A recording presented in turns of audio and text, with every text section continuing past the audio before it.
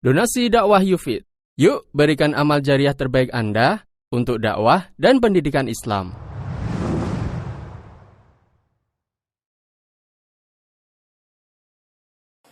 Bismillahirrahmanirrahim. Assalamualaikum warahmatullahi wabarakatuh. Waalaikumsalam warahmatullahi wabarakatuh. Alhamdulillah Rabbil alamin. Wa asyhadu an la ilaha illallah wahdahu la syarikalah. Wa asyhadu anna Muhammadan abduhu wa rasuluh sallallahu alaihi wa ala alihi wa ashabihi wa man tabi'ahum bi ihsanin ila yaumiddin wa sallama tasliman katsira, amma ba'd. Alhamdulillah, segala puji bagi Allah Rabb semesta alam. Aku bersaksi bahwasanya tidak ada sesembahan yang berhak disembah dan diibadahi kecuali Allah. Tidak ada sekutu baginya, dan bersaksi bahwasanya Muhammad adalah hamba Allah dan juga Rasulnya. Salawat dan salam semoga senantiasa Allah SWT limpahkan kepada beliau, keluarga beliau, para sahabat beliau, dan orang-orang yang mengikuti mereka dengan baik sampai akhir zaman. Ikhwah sekalian dan juga akhwat rahimani wa rahimakumullah. Alhamdulillah, kita bersyukur dan memuji Allah SWT. Pada malam hari ini kita dipertemukan oleh Allah di masjid, di antara masjid-masjid Allah, di dalam majelis yang kita berharap semoga Allah SWT memberkahi majelis ini dan menjadikan majelis ini sarana yang bisa menambah keimanan kita dan mendekatkan diri kita kepada Allah Azza wa Jalla.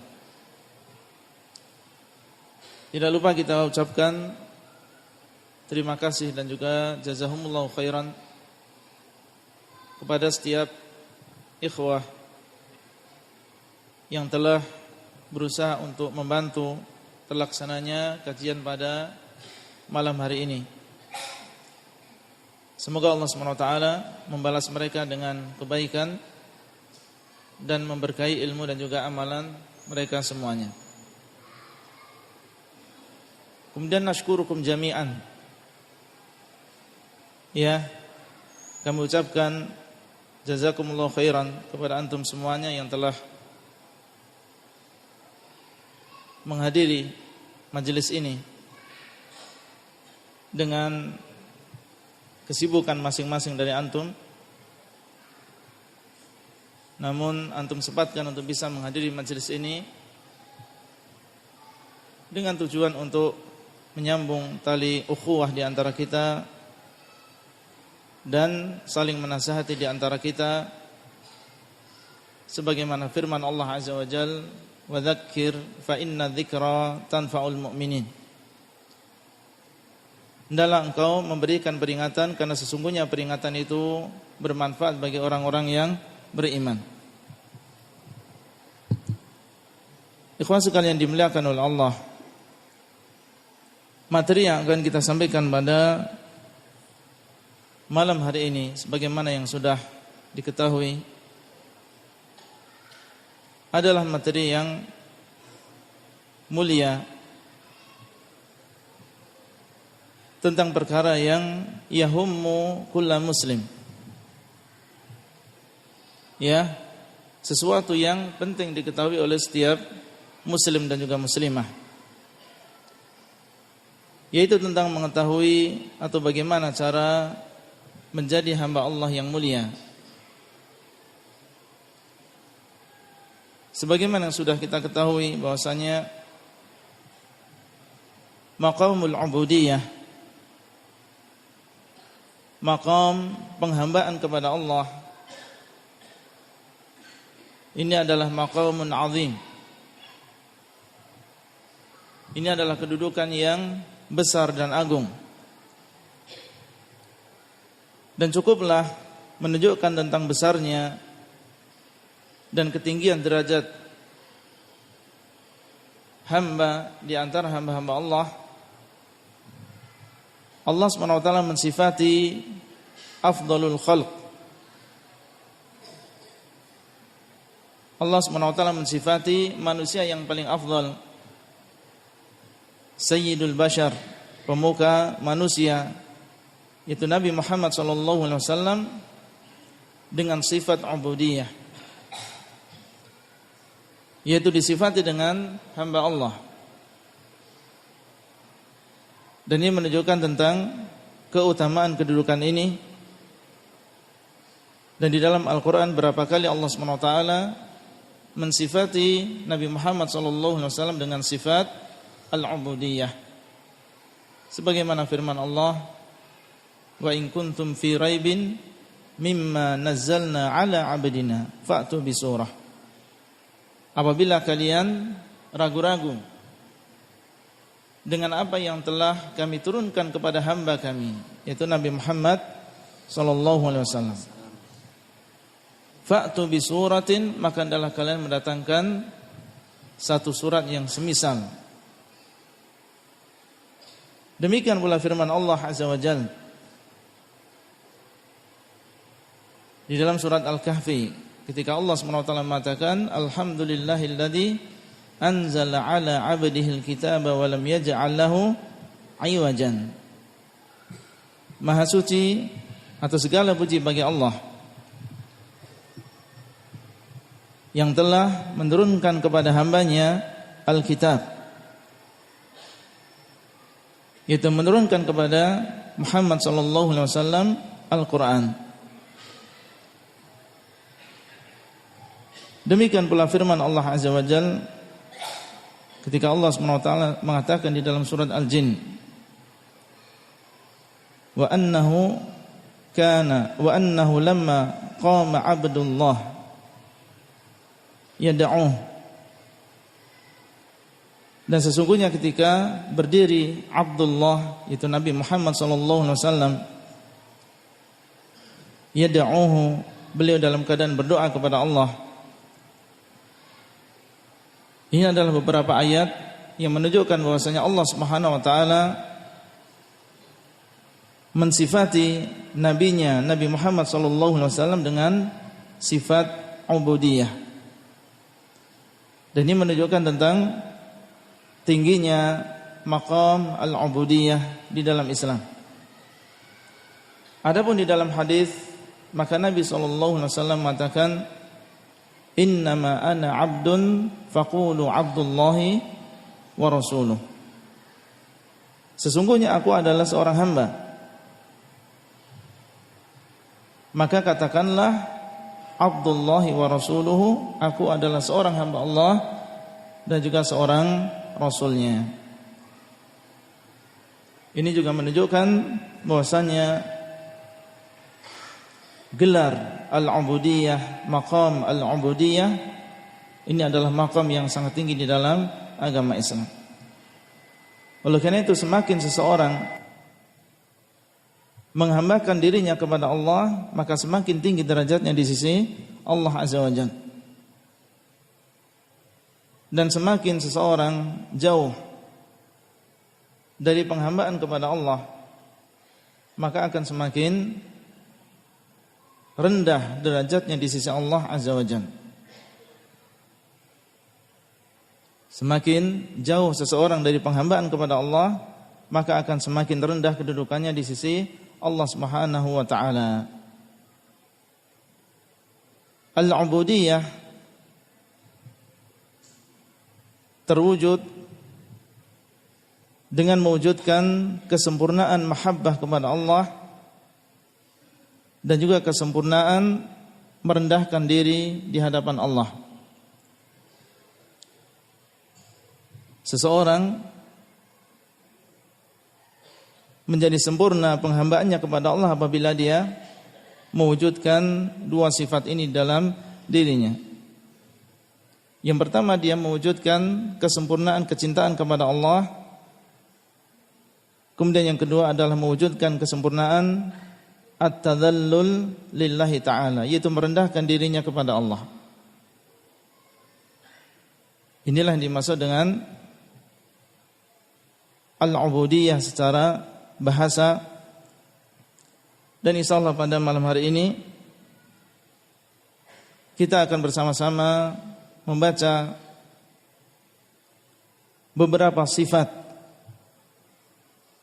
ibadur rahman, beberapa sifat hamba-hamba Allah SWT yang Allah sebutkan di dalam Al-Quran, sesuai dengan waktu yang dimudahkan bagi kita. Insyaallah akan kita membaca bersama dan kita dengarkan bersama apa yang Allah sebutkan di dalam surat Al-Furqan. Dan alhamdulillah tadi telah dibaca ayat-ayat tersebut di dalam salat Isya. Meskipun saya terlambat datangnya, tapi sempat tadi ya mendengar imam membaca ayat-ayat tersebut. Wafaqahullah. Maka insyaallah akan kita berikan penjelasan sedikit tentang ayat-ayat tersebut, dan kebanyakan adalah ayat-ayat yang jelas ya, yang insyaallah bisa dipahami dengan mudah. Nasta'inu billah, kita memohon pertolongan kepada Allah, semoga Allah memudahkan saya sebagai pembicara pada kesempatan kali ini. Dan di depan saya yakin banyak para asatidzah al-fudhala ya, yang tentunya mereka lebih mendahului di dalam ilmu dan juga di dalam dakwah. Dan di depan kita juga para tullabul ilm ya, para penuntut ilmu, dan juga para santri yang insyaallah hal yang seperti ini mungkin bukan yang pertama kali mereka dengarkan. Tapi sekali lagi yang namanya tadzkir ya insyaallah bermanfaat bagi orang-orang yang beriman.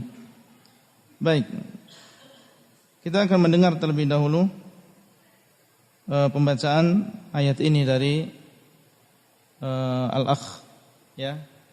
Insyaallah beliau akan membaca terlebih dahulu surat yang akan kita jelaskan, ayat yang akan kita jelaskan. Kemudian insyaallah kita akan berikan ya penjelasan ya sedikit. Nah. A'udzu billahi minasy syaithanir rajim. Wa ibadur rahmanil ladzina yamshuna 'alal ardi hauna wa idza khatabahumul jahiluna qalu salama. Nah, hasbuk. Allah Subhanahu wa taala di dalam surat ini, yaitu surat Al-Furqan, menyebutkan beberapa sifat ibadur rahman, yaitu beberapa sifat hamba-hamba Allah.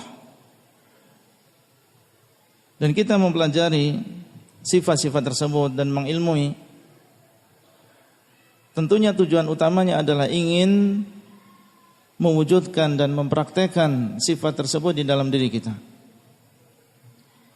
Maka saya mengajak diri saya sendiri sebelum yang lain, dan juga ikhwah yang ada di depan saya maupun yang tidak di depan saya secara langsung ya, tujuan kita menuntut ilmu adalah untuk mengamalkan. Maka niat di dalam diri kita mendengar ayat-ayat ini yang isinya adalah sifat-sifat para hamba-hamba Allah, tujuannya adalah ingin mempraktekkan dan mewujudkan sifat tersebut di dalam diri kita. Allah mengatakan wa ibadur rahman, dan para hamba Allah, para hamba Ar-Rahman. Al-ubudiyah ya terbagi menjadi dua. Ada ubudiyah ammah, dan di sana ada ubudiyah khassah. Di sana ada penghambaan yang sifatnya umum, dan di sana ada penghambaan yang sifatnya khusus. Penghambaan yang sifatnya umum artinya seluruh makhluk mereka adalah hamba Allah. diciptakan oleh Allah, diberikan rezeki oleh Allah, diatur oleh Allah, yang muslim maupun yang kafir, yang taat maupun yang bermaksiat, maka mereka masuk di dalam penghambaan yang umum, yaitu diciptakan oleh Allah dan diberikan rezeki oleh Allah, diatur oleh Allah, dan semuanya di bawah takdir Allah. Ya, tidak keluar dari takdir Allah Subhanahu wa taala. Maka ini adalah penghambaan yang umum.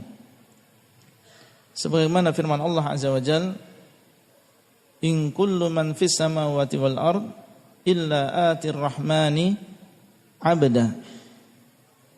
Tidaklah semua yang ada di langit maupun yang di bumi kecuali akan datang kepada Allah sebagai abdan, sebagai seorang hamba. Dan hamba di sini maksudnya adalah penghambaan secara umum, kulluhum marbubuna lillah. Semuanya diatur oleh Allah, baik yang muslim maupun yang kafir. Dan di sana ada penghambaan secara khusus. Dan penghambaan secara khusus di sini hanya dimiliki oleh wali-wali Allah Azza wa Jalla,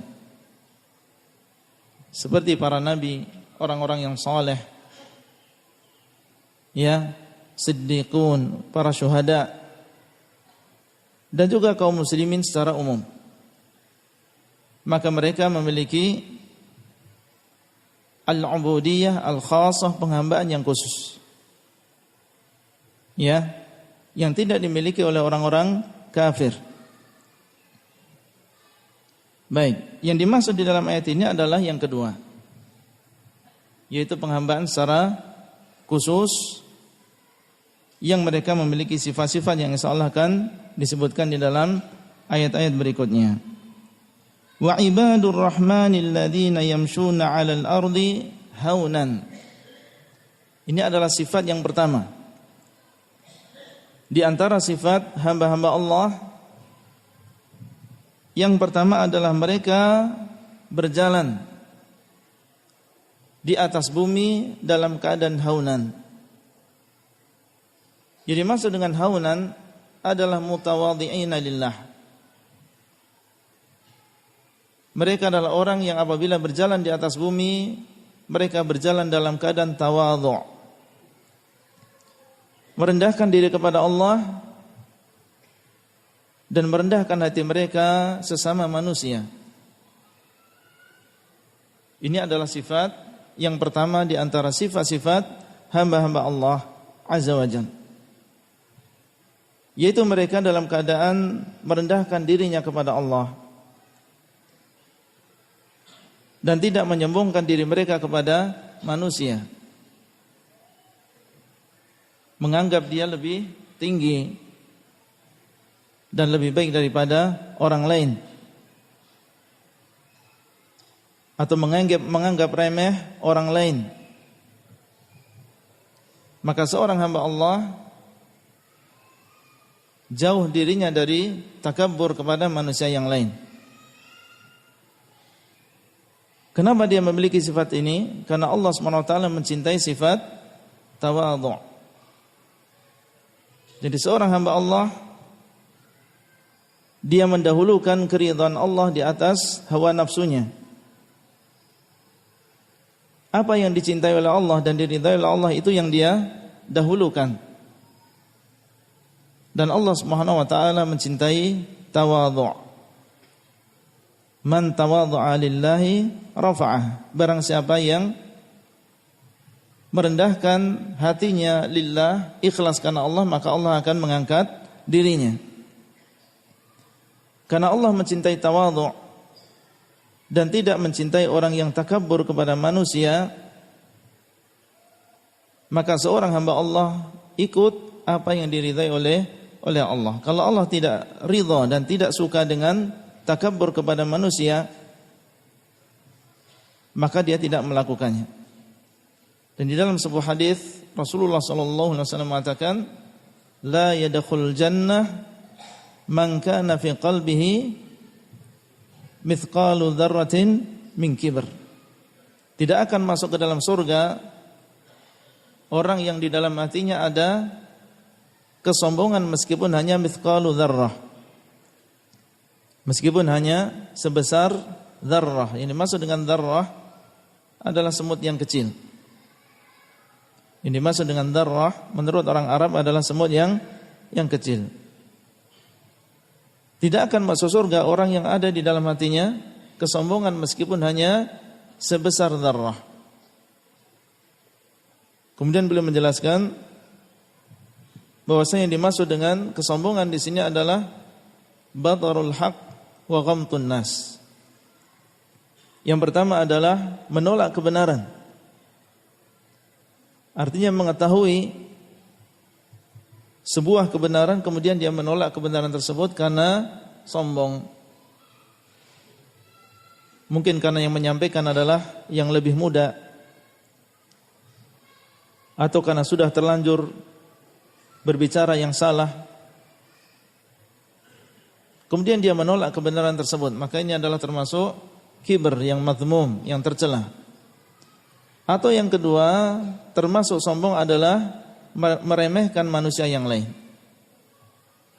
Ya.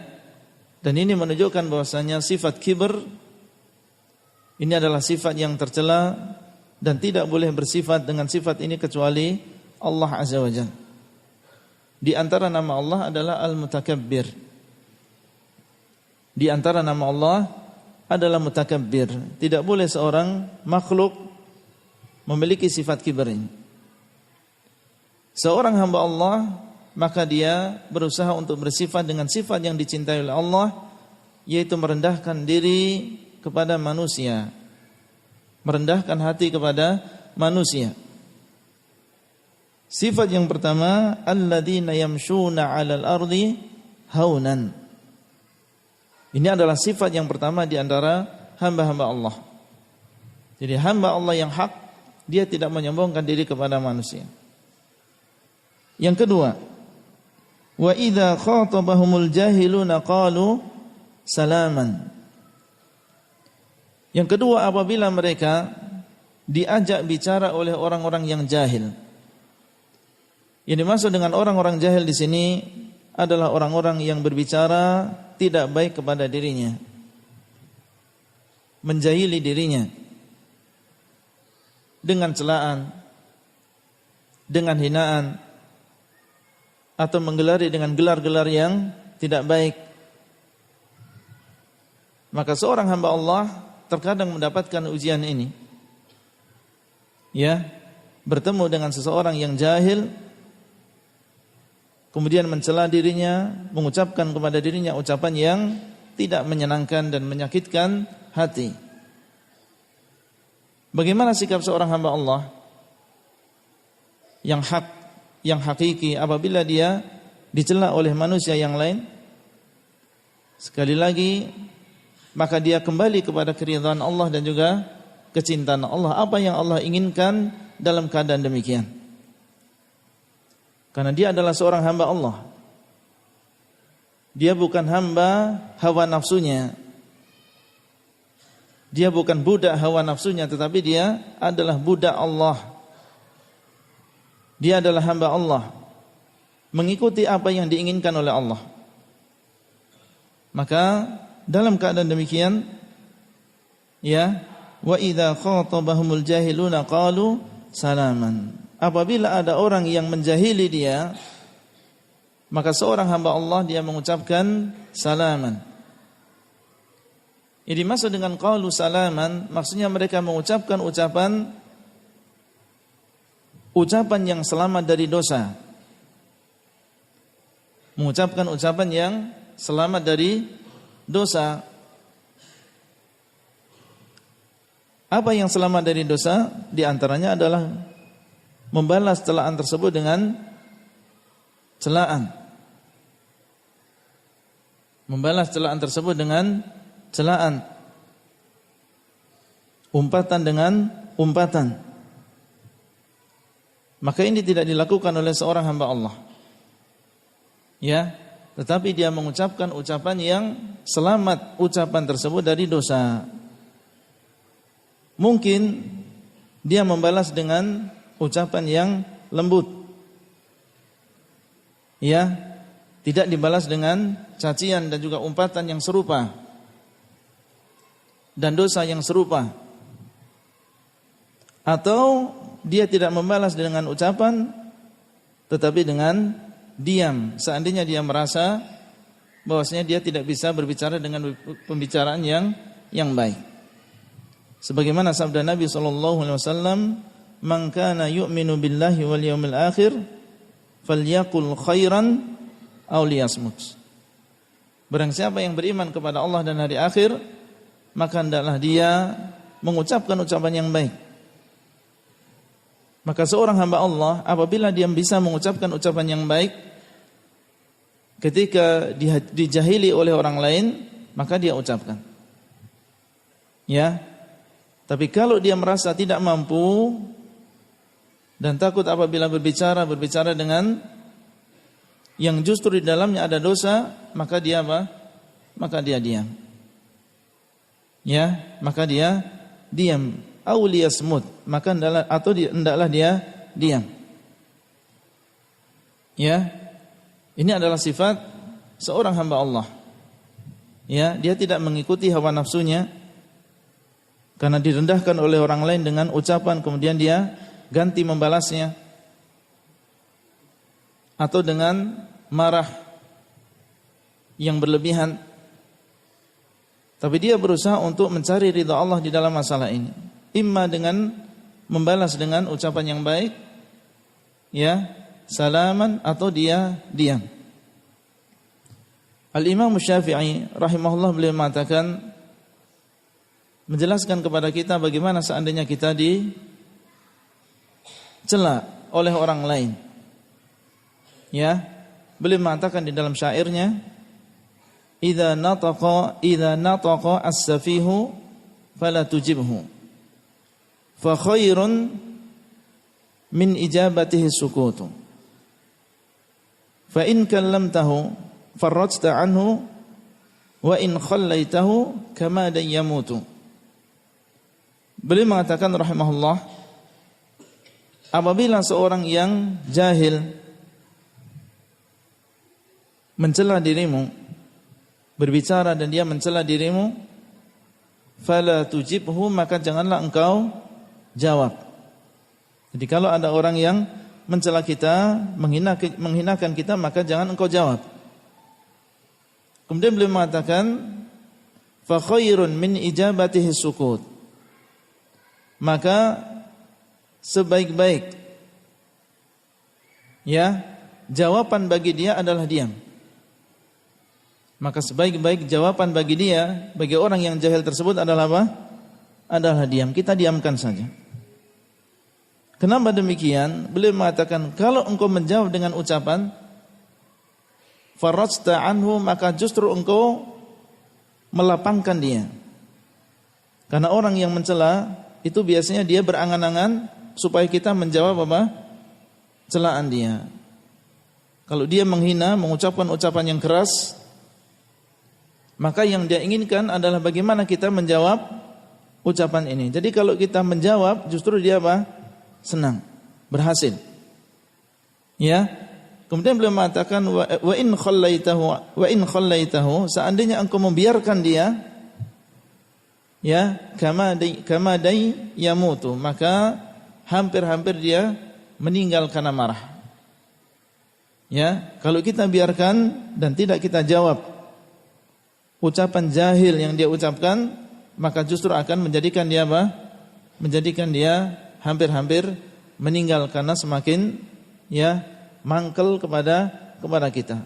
Ini adalah ucapan Al-Imam Asy-Syafi'i yang memberikan petunjuk kepada kita bahwasanya apabila kita dijahili oleh orang, diucapkan kepada kita ucapan yang tidak baik, kalau kita tidak bisa berbicara dengan baik, maka lebih baik kita diam. Dan itu adalah sebaik-baik jawaban bagi orang tersebut. Jadi sifat yang kedua, seorang hamba Allah bukan mengikuti hawa nafsunya atau mengikuti amarahnya, ya, sedikit-sedikit diucapkan ucapan yang tidak baik kepada dirinya, kemudian dia langsung membalasnya tetapi kembali dia mencari ridha Allah di dalam masalah ini. Kemudian selanjutnya dibaca. وَالَّذِينَ يَبِيتُونَ لِرَبِّهِمْ سُجَّدًا وَقِيَامًا. Iqra. Allati ba'daha. وَالَّذِينَ يَقُولُونَ رَبَّنَا اصْرِفْ عَنَّا عَذَابَ جَهَنَّمَ إِنَّ عَذَابَهَا كَانَ غَرَامًا إِنَّهَا سَاءَتْ مُسْتَقَرًّا وَمُقَامًا. Nah, kemudian Allah mengatakan sifat yang lain atau menyebutkan sifat yang lain di antara sifat-sifat hamba Allah, yaitu walladzina yabituna li rabbihim sujjadan wa qiyama. Dan orang-orang yang bermalam untuk Rabb mereka dalam keadaan sujud dan dalam keadaan berdiri. Ini adalah sifat yang selanjutnya yang dimiliki oleh hamba-hamba Allah ketika di malam hari mereka yabituna li rabbihim. Mereka bermalam untuk Rabb mereka dalam keadaan sujud dan dalam keadaan berdiri. Maksudnya mereka menggunakan sebagian malam untuk mencari ridha Allah, yaitu melakukan salat malam, melakukan ibadah di malam hari. Karena mereka mengetahui bahwasanya Allah SWT yang mereka sembah mendorong mereka untuk melakukan salat di malam hari dan bermunajat kepada Allah di malam hari. Sehingga mereka senang dan bersemangat untuk melakukan salat di malam hari. Ya, meninggalkan sebagian kenikmatan, meninggalkan sebagian kelezatan tidur di malam hari untuk mencari ridha Allah Azza wa Jalla. Ya, dan di dalam Al-Quran Allah SWT banyak menyebutkan pujian kepada orang-orang yang melakukan salat malam. Di antaranya adalah firman Allah Subhanahu wa taala, tatajafa junubuhum 'anil madaji'i yad'una rabbahum khaufan wa tama'a wa mimma razaqnahum yunfiqun. Jauh lambung-lambung mereka dari tempat tidur mereka. Dan ini adalah pujian Allah kepada para hambanya yang melakukan salat malam, karena mereka, itu disebutkan di dalam ayat ini bahwasanya lambung-lambung mereka jauh dari tempat tidur mereka, yaitu dalam keadaan salat, dalam keadaan berdiri, dalam keadaan rukuk, dalam keadaan sujud. Dan Allah SWT mengatakan kanu qalilan minal laili ma yahja'un wa bil ashari hum yastaghfirun. Mereka adalah orang-orang yang sedikit sekali tidur di malam hari, dan ketika di waktu sahur maka mereka memohon ampun kepada Allah Subhanahu wa taala. Dan di dalam hadis Rasulullah sallallahu alaihi wasallam mengabarkan bahwasanya sebaik-baik salat setelah salat fardu adalah salatul lail. Afdhalus salati ba'dal maktubah salatul lail, atau kama qala Rasulullah sallallahu alaihi wasallam. Sebaik-baik salat setelah salat fardu adalah salat malam. Maka seorang hamba Allah ketika dia mendengar hadis seperti ini yang menunjukkan tentang keutamaan salat malam dan bahwasanya dia adalah salat yang paling afdal setelah salat fardu, menunjukkan tentang keutamaannya, lebih afdal daripada salat duha, lebih afdal daripada salat rawatib, lebih afdal daripada salat sunnah yang yang lain. Maka dia bangkit dari tempat tidurnya di malam hari, melawan hawa nafsunya, berwudu, kemudian menghadapkan diri mereka kepada Allah, membaca Al-Quran, ruku', sujud, berdoa ketika sujud, menggunakan sebagian malamnya untuk bermunajat dan melakukan salat malam. Maka Allah SWT mensifati ibadur rahman, di antara sifat-sifatnya adalah mereka melakukan salat malam, mereka bermalam untuk Rabb mereka, sujjadan wa qiyaman, dalam keadaan mereka sujud dan dalam keadaan mereka berdiri, yaitu melakukan salat malam. Kemudian selanjutnya, walladzina yaquluna rabbana isrif 'anna 'adzab jahannam inna 'adzabaha kana gharama. Di antara sifat mereka yang keberapa ini? Yang keempat. Ya. Jadi yang ketiga salat malam. Dan salat malam sesuai dengan kemampuan. Ya, sesuai dengan kemampuan. Dan dahulu Nabi SAW salat malam di bulan Ramadan dan di luar bulan Ramadan tidak lebih dari 11 rakaat. Kalau memang bisa 11 rakaat bagus. Ya, tapi kalau tidak mampu, maka seseorang salat malam sesuai dengan kemampuannya. Yang penting dia rutin, dan justru inilah yang paling dicintai oleh Allah, meskipun sedikit tetapi rutin dilakukan, sebagaimana sabda Nabi SAW, ahabbul a'mali ilallah adwamuha wa inqal. Ya, amalan yang paling dicintai oleh Allah adalah yang terus-menerus dilakukan meskipun hanya sedikit. Kemudian Allah mengatakan, dan mereka adalah orang-orang yang berdoa, wahai Rabb kami, palingkanlah kami dari azab jahannam, atau palingkan dari kami azab jahannam. Sesungguhnya azab jahannam adalah azab yang gharaman, artinya yang melazimi ya orang yang berhak untuk diazab di sana. Di dalam ayat ini Allah SWT menyebutkan di antara sifat ibadur rahman adalah mereka berdoa kepada Allah supaya dijauhkan dari jahannam dan juga azabnya. Dan ini menunjukkan bahwasanya di antara sifat hamba Allah, ketika dia beribadah kepada Allah, maka dia mengharap supaya dijauhkan dia dengan sebab ibadah tersebut dari neraka dan dari siksaan neraka. Menunjukkan bahwasanya para hamba Allah, para ibadur rahman, mereka memiliki sifat khauf. Mereka memiliki sifat khauf, yaitu takut kepada Allah dan juga takut dengan jahannam.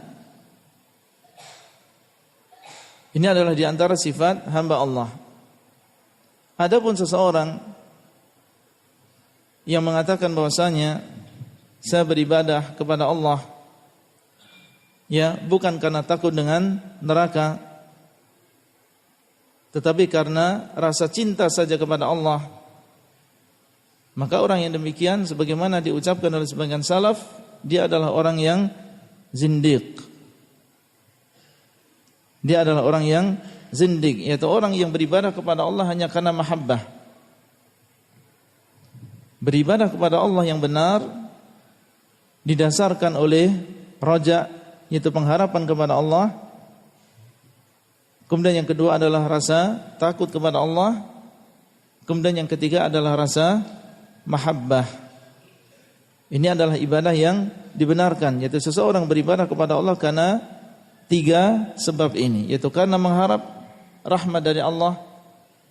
Kemudian yang kedua adalah rasa karena takut kepada Allah dan juga takut dengan siksaannya. Kemudian yang ketiga adalah karena cinta kepada Allah Subhanahu wa taala. Dan di sini disebutkan bahwasanya seorang hamba Allah yang sebenarnya, ya mereka beribadah dan mereka takut kepada Allah dan mereka takut dengan siksaannya, sehingga mereka berdoa, Rabbana srif 'anna 'adzab jahannam. Dan ini mengharuskan apabila seorang hamba berdoa kepada Allah supaya dijauhkan dari jahannam, mengharuskan mereka melakukan sebabnya. Ya, dan menjauhi perkara-perkara yang mendekatkan diri mereka kepada jahannam dan juga siksaan. Ya.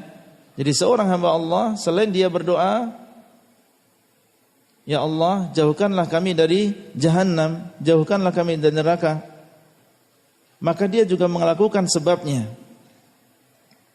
Apa sebabnya? Yaitu dengan melaksanakan perintah dan juga menjauhi larangan. Tidak cukup dengan hanya berdoa. Dan ini adalah doa yang sidq, doa yang jujur, yaitu doa yang diiringi dengan mengambil sebab, bukan hanya sekedar berdoa. Sebagaimana seseorang berdoa kepada Allah minta diberi keturunan, maka dia harus mengambil sebabnya. Maka dia harus menikah. Dia mengambil sebabnya, karena tidak mungkin dia mendapatkan keturunan kecuali apabila dia menikah dan meminta keturunan yang saleh, kemudian dia mengambil sebabnya. Demikian pula di dalam urusan akhirat, apabila seseorang meminta kepada Allah supaya dijauhkan dari jahannam, maka dia harus meninggalkan perkara-perkara yang bisa mendekatkan diri dia kepada jahannam tersebut, berupa meninggalkan meninggalkan kewajiban atau dia melanggar larangan Allah Subhanahu wa taala. Kemudian mereka mengatakan innaha sa'at mustaqarran wa muqama. Sesungguhnya jahannam ini adalah sejelek-jelek tempat tinggal.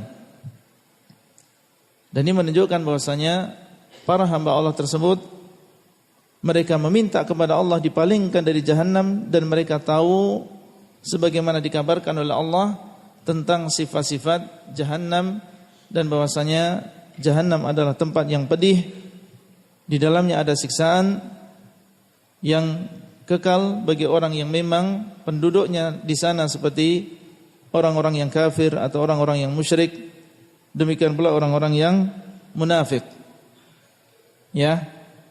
Nah, kemudian setelahnya Iqra.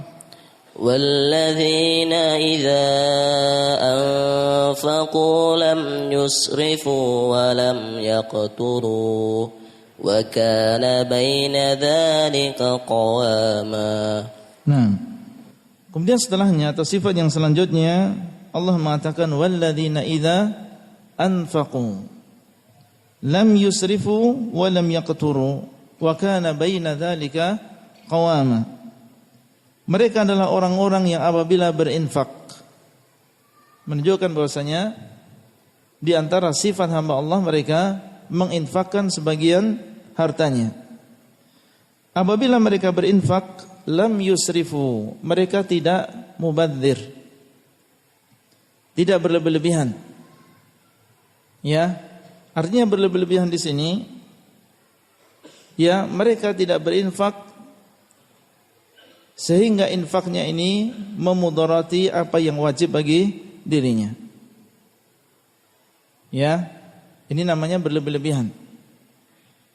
Apabila seseorang berinfak, bersedekah, kemudian sedekahnya ini memudarati apa yang wajib menjadi kewajiban bagi dirinya, sehingga termudarati keluarganya. Misal berinfak dengan jumlah yang banyak, tetapi dengan infak tersebut akhirnya termudarati keluarganya, padahal ini adalah kewajiban bagi dia.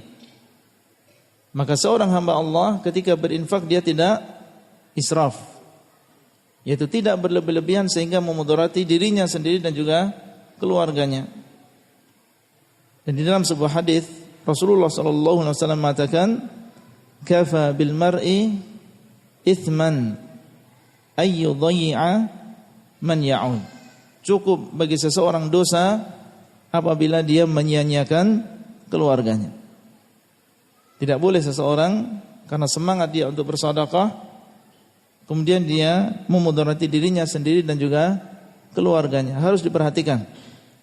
Ya, jangan sampai dia israf di dalam berinfak. Walam yaqturu, dan mereka juga tidak bakhil. Artinya bakhil di sini menahan diri dari infak, yang menahan infak dari orang yang berhak. Menahan infak dari orang yang berhak. Maka ini adalah orang yang bakhil. Dan Allah SWT mencela orang-orang yang bakhil. Ya, di dalam Al-Qur'an. Sebagaimana firman Allah Azza wa Jalla, alladzina yabkhaluna wa ya'muruna an-nasa bil bukhl. Orang-orang yang bakhil dan mereka menyuruh manusia untuk bakhil. Dan ini adalah celaan Allah Azza wa Jalla bagi orang-orang yang bakhil. Maka seorang hamba Allah, mereka berinfak sebagaimana diperintahkan oleh Allah Azza wa Jalla, tetapi mereka melihat dua perkara ini. Mereka tidak israf, berlebihan sehingga memudarati dirinya dan juga keluarganya, dan mereka tidak bakhil, ya, mereka tidak menahan harta tersebut dari orang yang memang berhak untuk diberikan. Bagaimana sifatnya? Wa kana baina dzalika qawama. Mereka berinfak, ya, di antara dua ini, yaitu antara israf dan juga bakhil. Pertengahan. Yang berinfak tidak israf berlebihan, dan mereka juga tidak bakhil di dalam berinfak. Artinya mereka pertengahan, ya, memberikan manfaat kepada orang lain dengan ikhlas tanpa memudarati diri sendiri dan juga keluarganya, sebagaimana sabda Nabi SAW, la darara wa la dirar. Tidak ada atau tidak boleh memudarati diri sendiri dan juga tidak boleh memudarati orang lain. Nah, setelahnya, والذين لا يدعون مع الله إلها آخر ولا يقتلون النفس التي حرم الله إلا بالحق ولا يزنون ومن يفعل ذلك يلقى أثاما يضاعف له العذاب يوم القيامة ويخلد فيه مهانا إلا من تاب وآمن وعمل عملا صالحا فأولئك يبدل الله سيئاتهم حسنات وكان الله غفورا رحيما ومن تاب وعمل صالحا فإنه يتوب إلى الله متابا. Kemudian Allah SWT menyebutkan sifat yang lain, bahwasanya mereka tidak berdoa bersama Allah sesembahan yang lain. Walladzina la yad'una ma'allahi ilahan akhar. Seorang hamba Allah, maka dia tidak berdoa kepada selain Allah. Karena Allah Subhanahu wa taala hanya ridha apabila kita menyembah hanya kepada Allah. Allah hanya ridha kepada kita apabila kita hanya menyerahkan ibadah kepada Allah. Dan Allah sangat marah apabila melihat seorang hamba menyerahkan ibadahnya kepada selain Allah Azza wa Jalla. Ya. Di dalam ayat yang banyak Allah mencela orang-orang yang menyekutukan Allah. Ya, Allah SWT mengatakan, "Wa may yad'u ma'allahi ilahan akhar la burhana lahu bihi fa innama hisabuhu 'inda rabbih innahu la yuflihul kafirun." Barang siapa yang berdoa kepada selain Allah sesembahan yang lain yang tidak ada burhan, tidak ada bukti di dalamnya, maka sesungguhnya hisabnya atas Allah. Itu Allah yang akan menghisab dia, Allah yang akan menyediakan hukuman bagi orang tersebut. Sesungguhnya tidak akan beruntung orang-orang yang kafir.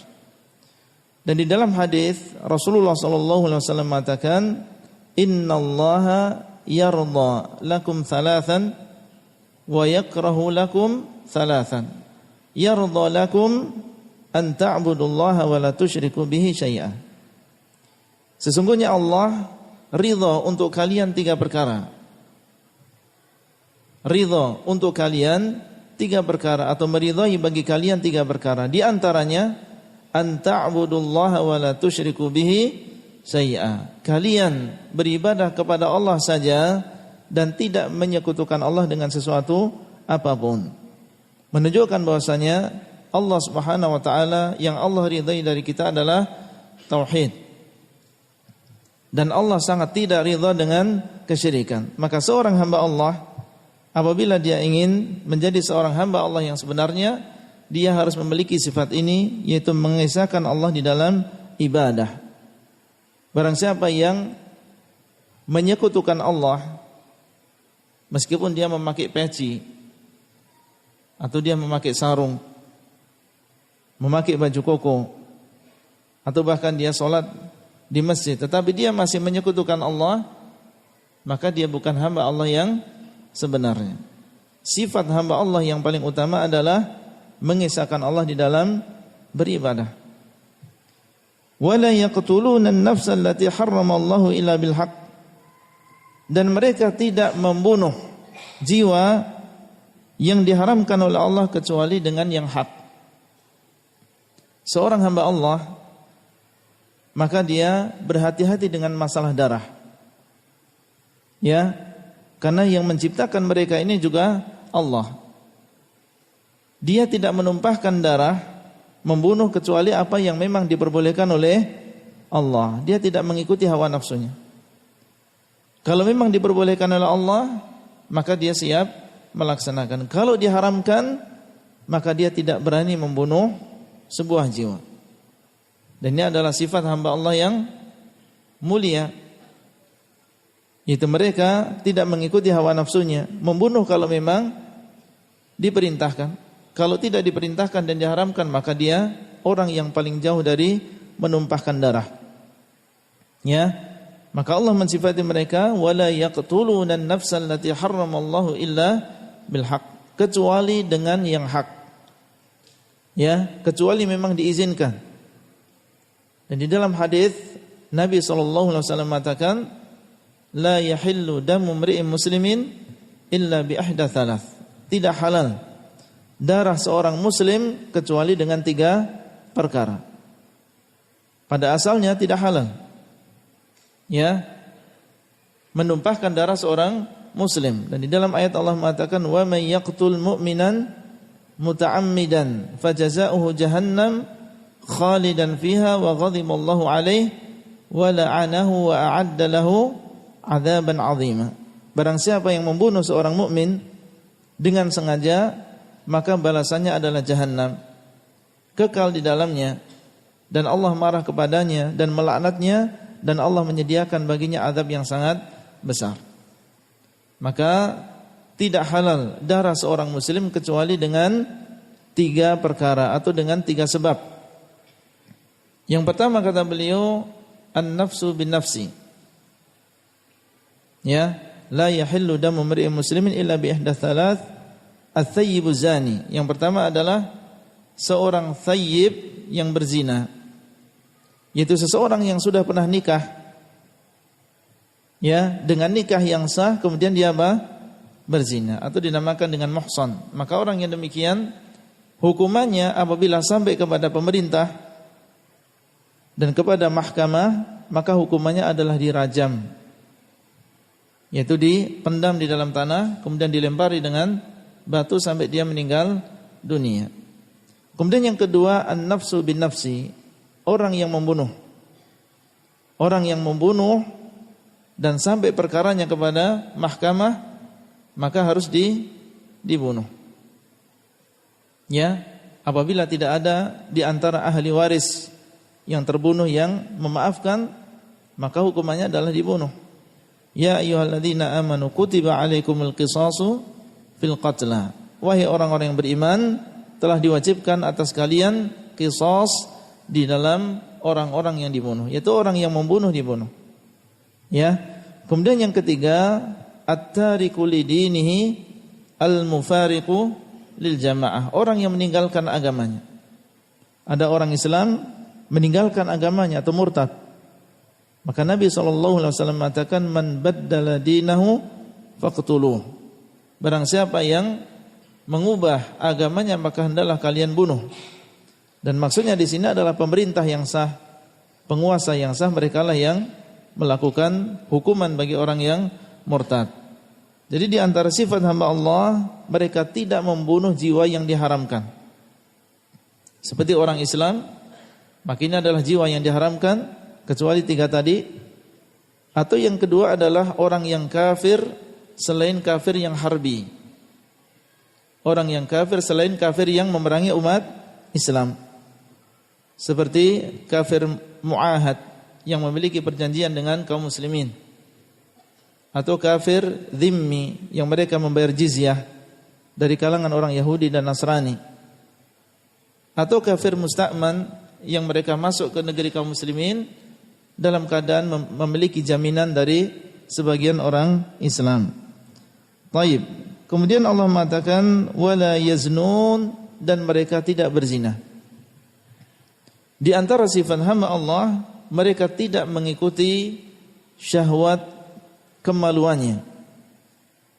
Dia memiliki keinginan dan memiliki syahwat seperti manusia yang lain, tetapi dia mendahulukan ridha Allah dan juga kecintaan Allah. Dan Allah Subhanahu wa taala tidak ridha dengan perzinaan. Ya. Dan bahkan disebutkan dalam hadis bahwasanya perkara yang paling banyak memasukkan manusia ke dalam neraka adalah al-famu wal farju. Adalah lisan dan juga kemaluan. Dan di antara sifat orang-orang yang beriman, walladzina hum li furujihim hafizun. Mereka adalah orang-orang yang menjaga kemaluannya. Illa ala azwajihim aw ma malakat aymanuhum, kecuali bagi istri-istri mereka dan juga yang menjadi budak-budak mereka. Inilah yang dihalalkan, yaitu istri. Kemudian yang kedua adalah budak-budak wanita. Adapun yang lain maka tidak dihalalkan atas mereka. Maka seorang hamba Allah meskipun dia memiliki syahwat, dia berusaha untuk mengedepankan ridha Allah dan kecintaan Allah di atas syahwatnya, sehingga dia tidak melakukan perzinaan. Wa man yaf'al dzalika yalqa athaman, dan barang siapa yang melakukan demikian dia akan menemui athaman. Yang dimaksud dengan athaman di sini adalah nama sebuah lembah di Jahannam. Nama sebuah lembah di Jahannam. Ini adalah athaman. Dan athaman lain dengan athaman. Kalau athaman artinya adalah dosa, jamak dari itham. Tapi athaman di sini maksudnya adalah lembah di dalam Jahannam. Maka barang siapa yang melakukan demikian, dia akan menemui siksaan ini, yaitu akan mendapatkan athaman, yaitu lembah di dalam Jahannam. Yudha'af lahul 'adzabu yaumal qiyamati wa yakhlud fihi muhanan. Ya, akan dilipat gandakan baginya azab di hari kiamat. Dan dia kekal di dalamnya dalam keadaan dia terhina. Yudha'af, dilipat gandakan azab di dalam athaman tadi di hari kiamat, dan dia akan kekal di dalamnya dalam keadaan dia terhina. Ya, sampai jam 9 insyaallah ya. Jam 9 ya. Tadi kita katakan sampai jam setengah 9, tapi kayaknya waktunya ya sangat kurang sekali. Insyaallah sampai jam 9 kita usahakan. Kemudian wa yakhlud fihi muhana, dan mereka dalam keadaan kekal terhina di dalamnya. Tadi disebutkan 3 dosa. Apa saja tadi? Syirik, kemudian apa? Membunuh, kemudian yang ketiga berzina. Para ulama menjelaskan apabila melakukan tiga-tiganya sekaligus, maka dia kekal di dalam neraka. Berbuat syirik besar, membunuh, dan dia berzina. Barang siapa yang melakukan yang demikian, maka dia akan dilipat gandakan azabnya dan dia akan kekal di dalam neraka. Kenapa dia kekal? Karena melakukan syirik. Ya, innahu may yusyrik billah faqad harramallahu alaihi al-jannah wa ma'wahu an-nar wa ma lidh-dhalimin min ansar. Barang siapa yang menyekutukan Allah, maka Allah mengharamkan atasnya surga. Ya, mengharamkan atasnya surga dan tempat kembalinya adalah neraka dan tidak ada penolong bagi orang-orang yang zalim. Ini kalau melakukan tiga sekaligus, maka dia kekal di dalam neraka karena syirik, ya, tidak akan diampuni oleh Allah. Atau yang kedua, seandainya dia melakukan syirik saja, maka dia juga kekal di dalam neraka. Meskipun dia tidak berzina, tidak membunuh, melakukan syirik saja, maka dia kekal di dalam neraka. Tapi kalau dia hanya melakukan zina dan tidak melakukan syirik, atau dia membunuh dan dia seorang muslim yang tidak melakukan syirik, maka orang yang demikian dia mendapatkan azab kalau Allah menghendaki, tetapi tidak sampai kekal di dalam neraka. Ya, karena Allah mengatakan wa yaghfiru ma duna dzalika liman yasha, dan Allah masih mengampuni dosa yang lain yaitu selain syirik, dan zina adalah di bawah syirik. Membunuh juga demikian di bawah syirik. Maka yaghfiru duna dzalika liman yasha, Allah masih mengampuni dosa di bawah syirik bagi siapa yang dikehendaki. Selama dia tidak menyekutukan Allah, maka masih ada harapan masuk ke dalam apa? Ke dalam surga. Ya, kalau Allah menghendaki maka Allah ampuni, tidak diazab dengan sebab dosa tersebut, dan kalau Allah menghendaki maka Allah azab terlebih dahulu di dalam neraka, tetapi tidak kekal selamanya di dalam neraka. Jadi firman Allah wa yakhlud fihi muhanan, ini bagi orang yang melakukan apa? Syirik.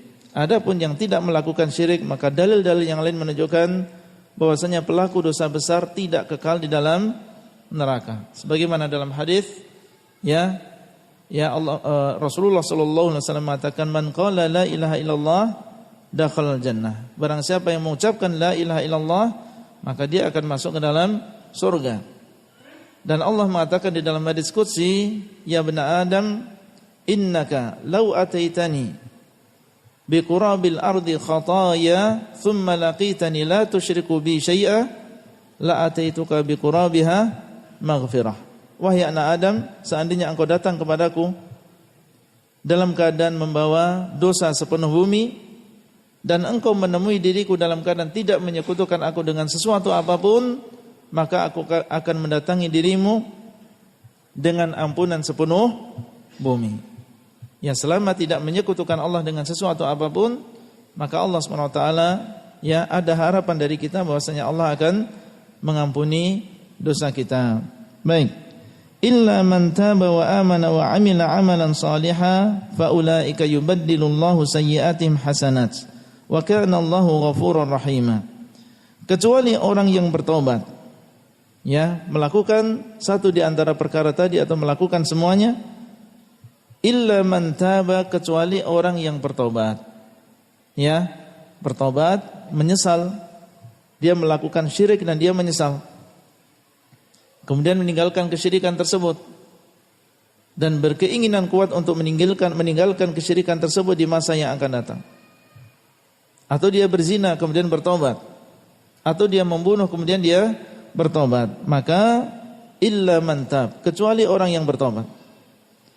Wa amana, dan dia beriman. Wa amila amalan salihah, kemudian dia beramal dengan amal saleh. Ya, maka orang yang demikian yubaddilullahu sayyi'atim hasanat, Allah akan mengganti kejelekan dia, sayyi'at dia dengan kebaikan-kebaikan. Ini menunjukkan yang pertama bahwasanya orang yang melakukan syirik sekalipun kalau dia bertobat kepada Allah maka Allah akan mengampuni selama taubat tersebut dilakukan sebelum sebelum nyawanya sampai ke kerongkongan. Karena Allah mengatakan illa man tab, kecuali orang yang bertobat. Berarti orang yang melakukan syirik sekalipun seandainya dia bertobat kepada Allah sebelum dia meninggal dunia, maka akan diampuni oleh Allah Azza wa Jalla. Demikian pula orang yang berzina, maka jangan dia berputus asa selama dia bertobat, sebelum dia meninggal dunia maka akan diampuni oleh Allah. Bahkan orang yang membunuh juga demikian. Orang yang membunuh juga demikian meskipun dia membunuh ratusan orang dengan cara yang mengerikan, tetapi kalau dia bertobat maka Allah akan menerima taubatnya. Antara dia dengan Allah.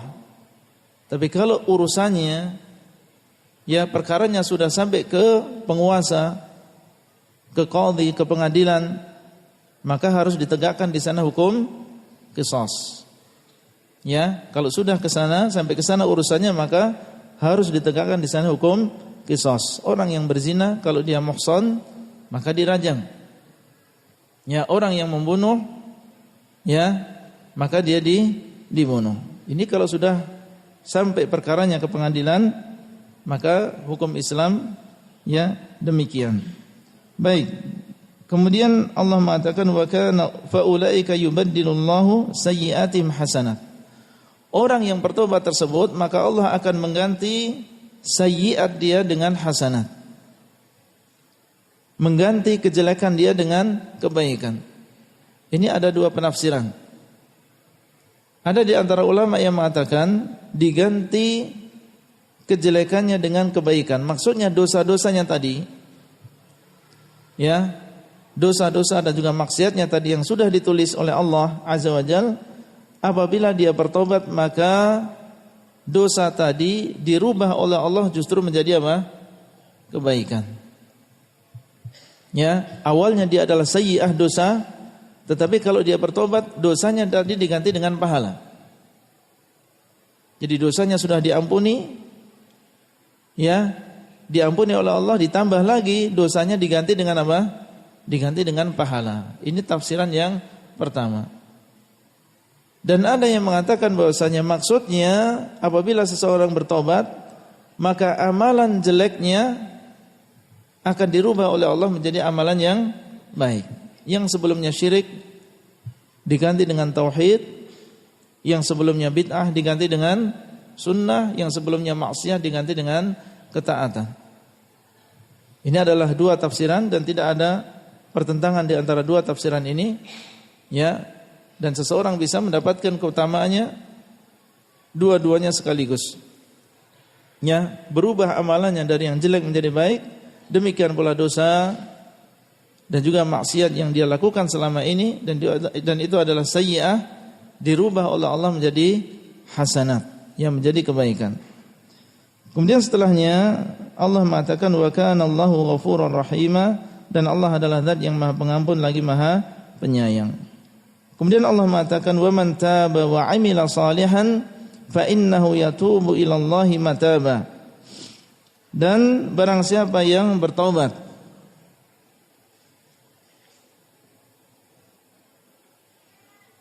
wa 'amila salihan, dan dia beramal saleh, maka dialah orang yang bertobat kepada Allah dengan sebenar-benarnya. Menunjukkan bahwasanya bertaubat harus diiringi dengan amal saleh. Seseorang apabila bertobat maka harus diiringi dengan amal saleh, harus ada konkretnya. Bukan hanya sekedar pengakuan bertaubat, tetapi harus diiringi dengan apa? Dengan amal saleh. Kalau sebelumnya dia meninggalkan kewajiban dan dia sekarang menyatakan bertaubat, maka harus melaksanakan kewajiban tersebut. Harus ada amal saleh. Kalau sebelumnya dia melakukan kemaksiatan, kemudian dia bertobat, maka hendaklah dia meninggalkan kemaksiatan tersebut. Dan meninggalkan kemaksiatan adalah termasuk bagian dari amal saleh. Fa innahu yatubu ila Allahi mataba, maka orang yang demikianlah yang bertaubat dengan sebenar-benarnya.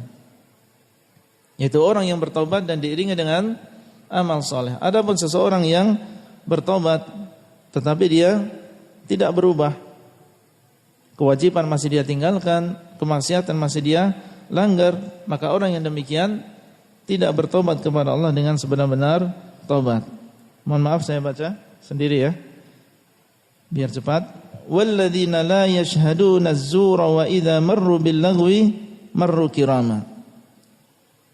Dan mereka di antara sifatnya la yashhaduna az-zur. Mereka tidak menghadiri ya kedustaan.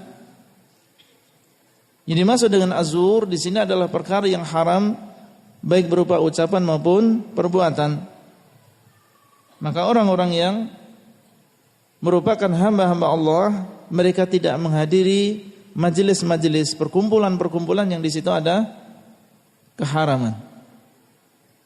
Seperti misalnya majelis ghibah, membicarakan kejelekan orang lain, atau majelis musik, atau majelis perjudian, atau majelis namimah, fitnah. Maka yang demikian seorang hamba Allah tidak menghadiri majelis-majelis tersebut. Ya, walladzina la yashhaduna az-zur. Wa idza marru bil lagwi marru kirama, dan apabila mereka melewati perkara yang sia-sia, yang tidak ada faedahnya, dan masuk di dalamnya perkara yang maksiat tentunya, maka mereka marru kirama, maka mereka hanya melewati saja, dan mereka dalam keadaan kiraman, dalam keadaan mereka menjaga kehormatan dirinya. Ya, jadi mereka tidak menyia-nyiakan waktunya di dalam perkara yang tidak ada faedah. Demikian pula tidak menggunakan waktunya untuk kemaksiatan. Sebagaimana dalam hadis Nabi SAW mengatakan, min husni islamil mar'i tarkuhu ma la ya'ni. Termasuk kebaikan Islam seseorang apabila dia meninggalkan sesuatu yang tidak bermanfaat. Maka seorang hamba Allah, dia menjaga waktunya dengan baik, ya, tidak menggunakan waktunya di dalam perkara yang tidak ada faedahnya, apalagi yang merupakan kemaksiatan kepada Allah. Walladzina idza dzukkiru bi ayati rabbihim lam yakhirru 'alaiha summan wa umyana. Dan mereka adalah orang-orang yang apabila diingatkan dengan ayat-ayat Allah, mereka tidak tersungkur dalam keadaan tuli dan buta. Ini di antara sifat hamba Allah, mereka senang mendengar kalamullah. Kan dia adalah hamba Allah. Ya. Dan seorang hamba Allah senang mendengar apa? Kalamullah. Membacanya dia senang. Ya, mendengar kalamullah dia senang. Karena dia sudah cinta kepada Allah dan merendahkan diri kepada Allah. Makanya ketika diingatkan dengan ayat-ayat Allah, mereka tidak berpaling. Ya, lam yakhirru 'alaiha summan wa umyanan. Mereka tidak tersungkur dalam keadaan tuli dan tidak tersungkur dalam keadaan buta. Maksudnya bagaimana? Maksudnya hamba-hamba Allah apabila dia diingatkan dengan ayat-ayat Allah, maka mereka tersungkur dalam keadaan mereka berusaha untuk mendengar, ya, firman Allah dan berusaha untuk memahami, ya, dan tidak memalingkan diri mereka dari ayat-ayat Allah tersebut. Sebagaimana dalam ayat Allah yang lain, innama yu'minu bi ayatina alladhina idza innama yu'minu bi ayatina alladhina idza dzukkiru biha kharru sujjadan wa sabbahu bihamdi rabbihim wa hum la yastakbirun. Sesungguhnya orang yang beriman dengan ayat-ayat kami adalah apabila mereka diingatkan dengan ayat-ayat tersebut, mereka kharru sujjadan, mereka dalam keadaan tersungkur sujud kepada Allah, wasabbahu bihamdi rabbihim, dan mereka bertasbih, wa hum la yastakbirun, dan mereka tidak menyombongkan dirinya. Artinya di antara sifat hamba Allah, apabila diingatkan dengan ayat Allah mereka berusaha untuk mendengar, tidak berpaling. Ya, ini adalah dari Allah. Siapapun yang mengucapkan, ya, maka dia berusaha untuk mendengar. Fa idza quri'al Qur'anu fastami'u lahu. Apabila dibacakan kepada dirimu Al-Qur'an, maka hendaklah kalian berusaha untuk mendengarnya. Wa ansitu, dan diamlah, la'allakum turhamun, semoga kalian dirahmati oleh Allah. Kemudian walladzina yaquluna rabbana hab lana min azwajina wa dhurriyyatina qurrata a'yun waj'alna lil muttaqina imama, dan mereka adalah orang-orang yang berdoa. Apa doa mereka? Wahai Rabb kami, berikanlah kepada kami dari istri-istri kami dan juga keturunan kami qurrata a'yun, penyejuk mata bagi kami. Ini adalah doa hamba-hamba Allah. Selain mereka mendoakan untuk dirinya sendiri, mereka juga mendoakan untuk siapa? Keluarganya. Ya, doanya apa? Dia mengatakan, ya Allah, berikanlah untuk kami di antara istri kami dan juga keturunan kami penyejuk mata. Orang-orang yang beriman dan hamba-hamba Allah, sejuk mata mereka ketika melihat keluarganya juga taat kepada Allah. Jadi ketika dia mengatakan, ya Allah, jadikan istri kami dan anak kami penyejuk mata, pada hakikatnya mereka meminta kepada Allah supaya menjadikan istrinya adalah istri yang salihah, dan berdoa kepada Allah meminta supaya keturunannya menjadi keturunan yang saleh. Ya, inilah maksud doa mereka, yaitu ingin melihat istri dan juga anaknya dalam keadaan saleh seperti dirinya. Maka dia mendoakan untuk dirinya sendiri dan juga berusaha untuk mendoakan keluarganya. Dan ini yang harusnya dilakukan oleh seorang hamba Allah, dan dia berkewajiban untuk menjaga keluarganya dari api neraka. Ya ayyuhalladzina amanu qu anfusakum wa ahlikum nar. Wahai orang-orang yang beriman, jagalah diri kalian dan juga keluarga kalian dari api neraka. Ya, dan Allah mengatakan wa anzir ashiratakal aqrabin. Hendaklah engkau memberikan peringatan kepada keluargamu yang dekat. Ya, jangan sampai kita melalaikan anak dan juga istri kita. Ya, dan doa sekali lagi melazimkan kita harus mengambil sebabnya. Kita ingin istri kita baik, anak kita baik, ingin melihat istri kita salihah, anak kita salihin, maka kita harus mengambil sebabnya. Jangan malas kita memberikan ta'lim kepada mereka, memberikan nasihat kepada mereka, mengingatkan apabila mereka lupa, bersabar menyuruh mereka untuk menegakkan salat, mengajak mereka kepada majelis-majelis ilmu. Ya, jadi doa yang shadiq, doa yang jujur adalah doa yang diikuti dengan apa? Dengan sebab. Jadi kita berdoa kepada Allah, minta semoga istri kita dan anak-anak kita menjadi penyejuk mata, maka harus kita lakukan sebabnya. Ini adalah sifat seorang hamba yang saleh. Waj'alna lil muttaqina imaman. Dan jadikanlah ya Allah kami ini sebagai imam bagi orang-orang yang bertakwa. Jadi maksud dengan imam adalah yang dicontoh. Ya, dan tidak mungkin seseorang dicontoh oleh orang-orang yang bertakwa kecuali dia juga bertakwa. Ya, tidak mungkin seseorang dicontoh oleh orang-orang yang bertakwa kecuali dia sendiri sampai derajat apa? Sampai derajat takwa. Ya, demikian pula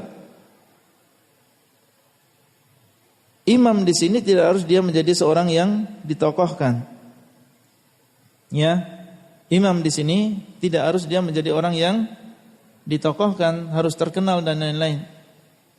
Ya, tetapi maksud imam di sini adalah orang yang dicontoh. Dicontoh di dalam ucapannya. Ya, sehingga seseorang tenang mendengar ucapan dia. Dan dicontoh di dalam perilakunya. Sehingga sebagian orang meskipun dia bukan orang yang terkenal, tetapi ketika orang lain melihat dia ingat kepada Allah. Atau ketika dia melihat orang tersebut maka dia tergerak hatinya untuk mengikuti, padahal dia bukan orang yang terkenal, bukan orang yang memiliki kedudukan.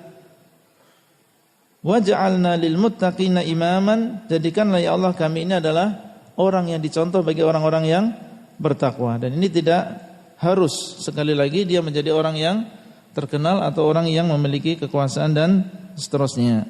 Ulaika yujzaunal ghurfata bima sabaru wa yulaqqauna fiha tahiyatan wa salama. Kemudian setelahnya Allah menyebutkan tentang balasan bagi orang-orang yang memiliki sifat-sifat tadi akan dibalas dengan ghurfah. Yang dimaksud dengan ghurfah adalah jannah, surga, dinamakan demikian karena dia adalah tempat yang tinggi. Bima sabaru, dengan sebab kesabaran mereka, yaitu sabar di dalam menjalankan perintah, menjauhi larangan, dan sabar di dalam takdir. Wa yulaqauna fiha tahiyatan wa salaman, dan mereka kelak akan disambut di dalam surga dengan tahiyah, dengan penghormatan, wa salaman, dan disambut dengan ucapan selamat. Dan ini adalah kenikmatan seseorang datang di tempat yang baru kemudian disambut dengan ikram, dengan penghormatan. Demikian pula dengan ucapan selamat, ya, menunjukkan bahwasanya di dalamnya dia tidak akan mendapatkan sesuatu yang memudarati dia, tetapi yang akan dia dapatkan adalah keselamatan. Khalidina fiha hasunat mustaqarran wa muqaman, mereka kekal di dalamnya dan surga adalah sebaik-baik tempat tinggal, ya, dan tempat berdiam diri. Kemudian setelahnya Allah mengatakan, qul ma ya'ba'u bikum rabbi laula du'aukum.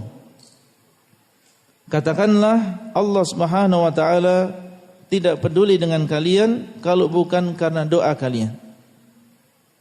Katakanlah Allah tidak cinta kepada kalian dan tidak peduli dengan kalian kalau bukan sebab doa kalian, yaitu ibadah kalian, baik doa permintaan kalian maupun ibadah secara umum. Faqad kadzdzabtum fasawfa yakunu lizama, maka sungguh kalian telah mendustakan, yaitu orang-orang kafir, maka akan, ya, azab tersebut akan melazimi kalian.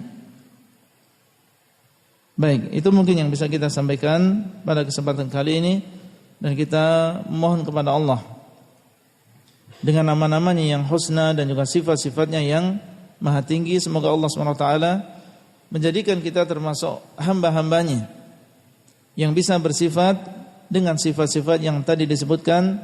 Di antaranya bahwasanya mereka adalah orang yang berjalan di atas bumi dengan merendahkan hati. Apabila diajak atau dicela oleh orang lain, maka dia mengucapkan ucapan yang selamat dari dosa. Mereka menjaga salat malam, mereka berdoa semoga dijauhkan dari jahannam. Kemudian mereka apabila berinfak, ya, berinfak secara pertengahan, tidak boros dan juga tidak bakhil.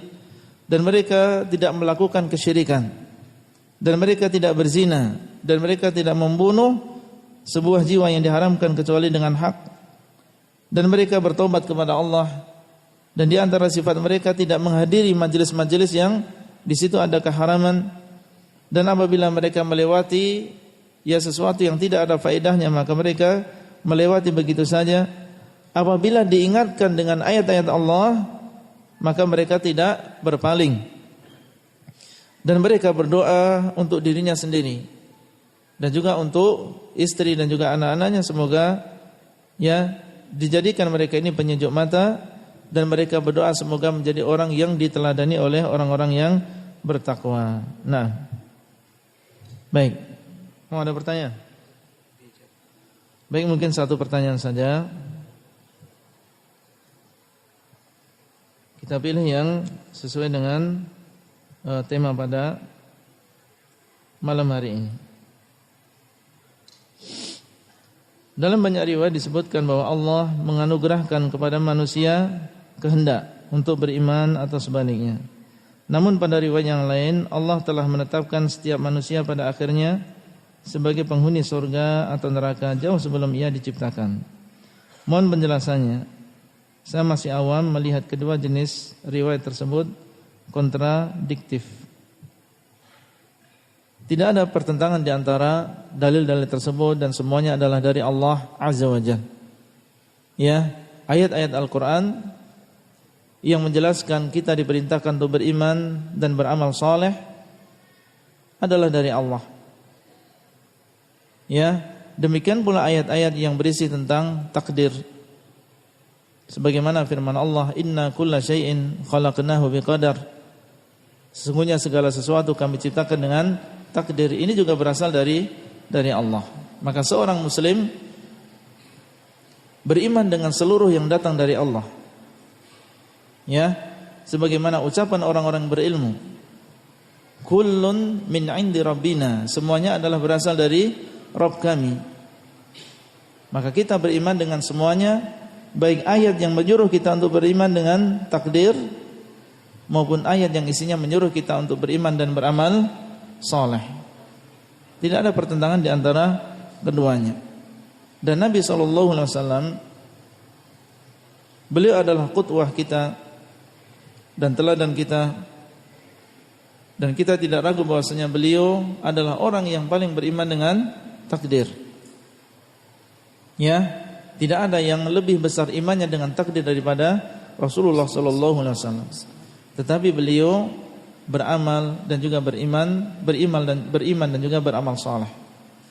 Ya, beriman dan juga beramal saleh, mengambil sebab. Demikian pula para sahabat radhiyallahu anhum. Kita semua mengakui bahwa mereka adalah orang yang paling beriman dengan takdir, tetapi mereka tidak meninggalkan amal saleh. Dan suatu saat Nabi SAW ditanya oleh sebagian sahabat, ya, fimal amal, untuk apa kita beramal? Kalau memang semuanya sudah ditakdirkan, untuk apa kita beramal? Maka Nabi SAW mengatakan, i'malu fakullun muyassarun lima khuliqalahu. Hendaklah kalian beramal, maka masing-masing akan dimudahkan oleh Allah. Ini adalah jawaban. Kalau masih ada di dalam diri antum, ya, was-was dari syaitan yang mengatakan semuanya sudah ditulis, surga dan neraka sudah ditulis, maka hendaklah engkau meninggalkan amalan. Maka segera kita ingat hadis ini. Nabi SAW mengatakan, i'malu, hendaklah kalian beramal. Ya, beramal, melakukan solat, beriman dan beramal soleh. Jangan kita meninggalkan amalan. Apa hukuman bagi orang yang berzina sedangkan mereka belum pernah menikah, dan bagaimana cara mereka bertaubat? Apabila belum pernah menikah, maka dicambuk. Ya, dicambuk minimal 80 kali. Ya, kemudian diasingkan selama 1 tahun. Ini apabila mereka belum pernah menikah. Ya. Nah, dan yang melakukan sekali lagi adalah siapa? Pemerintah dan juga penguasa yang sah. Tidak boleh kita menegakkan hukuman had seperti itu dengan individu. Ya, tetangga misalnya melakukan perzinaan, kemudian kita menegakkan, ya, hukuman tersebut sendiri, enggak boleh. Ini adalah tugas siapa? Tugas pemerintah dan juga penguasa. Kalau perkaranya sampai kepada pengadilan, ya, kepada mahkamah, maka harus ditegakkan yang demikian. Tapi kalau belum sampai kepada mahkamah dan hanya diketahui oleh keluarga misalnya, atau hanya diketahui oleh dirinya sendiri, maka yang demikian cukup dirinya sendiri yang mengetahui, dan tidak perlu dia mengabarkan perzinaan ini atau, ya, dosa ini kepada orang lain. Kalau Allah sudah menutupi dosa seseorang, maka tidak perlu dia membuka aib dosanya sendiri. Tidak perlu dia membuka dosanya sendiri kepada orang lain. Cukuplah dia bertobat kepada Allah, menyesal dengan apa yang sudah diperbuat, kemudian meninggalkan dan berjanji untuk tidak melakukan dosa ini kembali di masa yang akan datang. Nah, Tolong ditekankan kembali nasihat tentang bahaya zina, baik mata, tangan dan lain-lain, terutama pada saat sekarang ini sedang maraknya berzina. Iya, zina ini adalah termasuk min kaba'irudz dzunub, termasuk dosa yang besar. Dan Allah mengatakan wala taqrabuz zina, janganlah kalian mendekati zina. Mendekati saja tidak boleh. Ya, apalagi melakukan perzinaan. Dan di antara perkara yang mendekatkan seseorang kepada perzinaan, di antaranya adalah khalwah, berduaan dengan selain mahram. Ya. Kemudian juga berjabat tangan dengan selain mahram.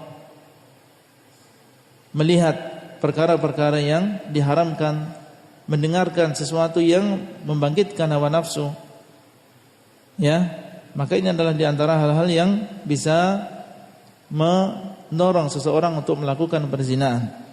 Dan sekali lagi Nabi SAW menyebutkan di antara perkara yang banyak memasukkan manusia ke dalam neraka adalah kemaluan. Itu tidak bisa menjaga kemaluannya. Baik, mungkin itu yang bisa kita sampaikan dan mohon maaf mungkin banyak kekurangan. Semoga apa yang kita sampaikan ini bermanfaat untuk diri sendiri dan juga untuk yang mendengarkan. Wallahu taala a'lam. Wabillahi taufiq wal hidayah. Wassalamualaikum warahmatullahi wabarakatuh. Waktu dan tempat kami kembalikan kepada moderator.